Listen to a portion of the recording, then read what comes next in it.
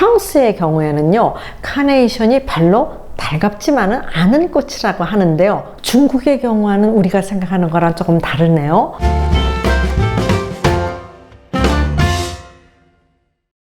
봉주 최정화의 랑데부입니다.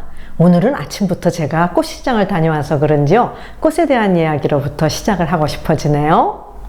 아이가 태어났을 때나 약혼식, 결혼식, 장례식 등 모든 관원 상제에서는요, 꽃이 쓰이는 거 우리 다 알고 있죠?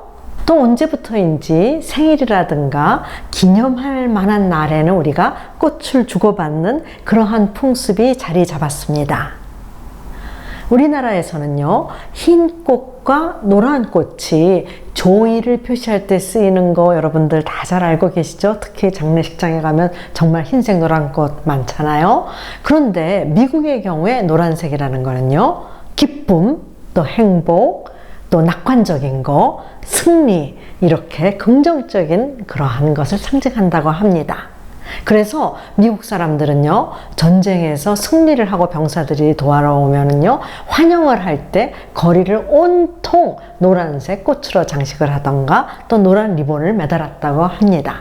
어머, 그러다 보니까 갑자기요, Yellow Ribbon Round Old Oak Tree, 여러분들 그 노래 아시죠? 굉장히 흥겨운 리듬인데 막상 가사는 또 그렇게 즐겁지만은 않습니다. 잠깐 우리 가사를 좀 살펴볼까요?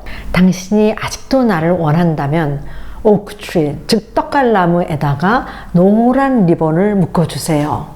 만약에 제가 들어올 때 노란 리본이 보이지 않는다면은 저는 버스에서 내리지 않고 그냥 우리들의 그동안에 있었던 여러 추억을 잊어버릴게요. 우리는 꽃을 받기도 하지만 또 꽃을 보내야 할 경우도 종종 있지 않아요? 그래서 꽃을 보낼 때 알아둬야 할 몇 가지 팁을 오늘 여러분들과 함께 공유하고자 합니다. 우선 어린 소녀에게 꽃을 보낼 때는요, 강한, 너무 진한 색의 꽃은 보내지 않는 것이 예의입니다. 그리고요, 우리나라에서는 어버이날이라든가 스승의 날이라든가 카네이션을 잘 선물하는 거 여러분들 자주 보셨죠? 그런데 프랑스의 경우에는요, 카네이션이 별로 달갑지만은 않은 꽃이라고 하는데요. 여러분들 그 유래가 궁금하시죠? 그 유래는요, 나폴레옹 시대에 장미꽃은 유명한 영국 배우들한테 보냈고요. 또 카네이션은 데뷔하는 신인한테 주는 꽃이라고 해서요, 여러분들이 카네이션 하면은 조금, 그쵸? 최고로 대접받는 듯한 느낌이 안 들기 때문에 그렇게 달갑지만은 않아 한다고 하니까 참고로 알아두세요. 그리고 또 환자에게는요, 여러분들 당연히 이유가 이해가 되실 거예요. 향기가 너무 짙은 꽃은 보내지 않는 것이 예의라고 합니다. 그리고 또 전원에 살고 있는 사람한테는 꽃을 보내지 않는 경향이 있는데요. 이는 정원에 꽃이 많이 만발해 있다고 생각을 하기 때문에 전원에 사는 분들한테는 꽃을 보내지 않는 게 서구식 에티켓이라고 합니다. 그리고 꽃송이는 이왕이면 홀수로 보내는 것이 좋습니다. 다시 말해서 3송이, 5송이, 7송이, 9송이 이렇게 홀수가 되도록 보내는 것이 예의라고 합니다. 우리 영화에서뿐만 아니라 주위에 좀 로맨틱한 사람이 있으면 상대에게 참 잘 보이려고 장미꽃을 꺼내 보내는 거 종종 여러분들 보셨죠?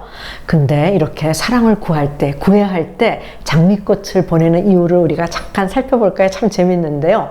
서양에서는 장미꽃이 가시가 있기 때문에 사랑의 달콤함과 쓰라림을 동시에 잘 나타낸다고 해서요.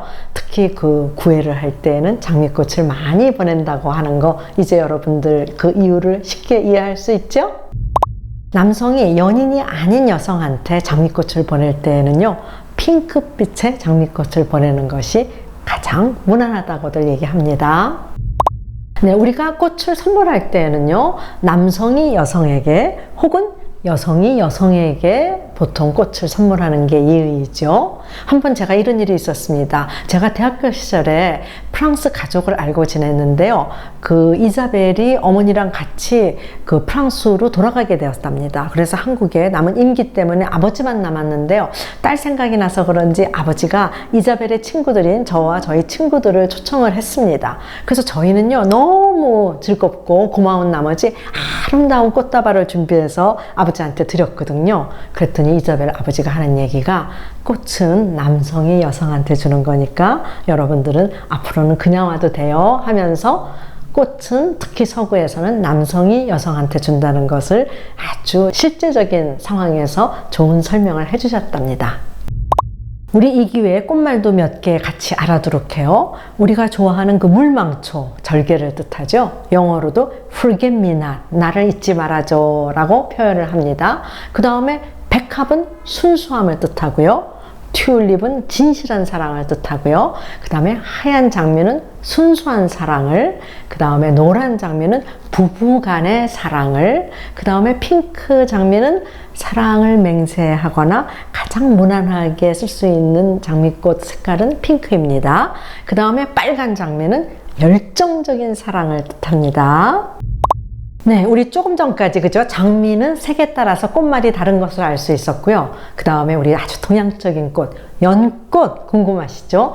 연꽃은 우리는 보통 청순한 마음, 그쵸? 순결 이걸 상징한다고 알고 있는데요.